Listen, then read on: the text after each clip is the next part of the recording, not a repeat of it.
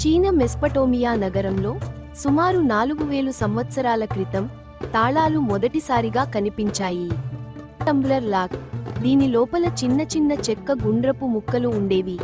తాళం లోపల తాళపు చావి సరైన ఆకారంలో కలిపినప్పుడే తలుపు తెరవబడేది. ఇదే నేటి ఆధునిక లాకింగ్ సిస్టమ్స్ యొక్క ప్రథమ రూపం. ది ఈజిప్షియన్ లాక్లు మొదటి మెటల్ లాక్స్ గా పేరుగాంచాయి. ఇవి చెక్క తాళాలతో పోల్చితే బలమైనవి మరియు ఎక్కువ రోజులు నిలిచేవి.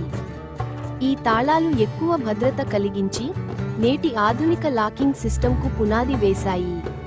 ఈ విధంగా తాళాలు చెక్క నుండి లోహం వరకు అభివృద్ధి చెందాయి. ఇక్కడ చూడండి, ఒక వైపున ఒక పాత మధ్యయుగ తాళం, మధ్యలో ఒక ఆధునిక పిత్తల తాళం మరియు చివరగా ఒక అధునాతన బయోమెట్రిక్ లాక్. ఈ రోజు నమోదైన వేలిముద్రలతో తలుపులు తెరవగలిగే సాంకేతికత మనం కలిగి ఉన్నాం.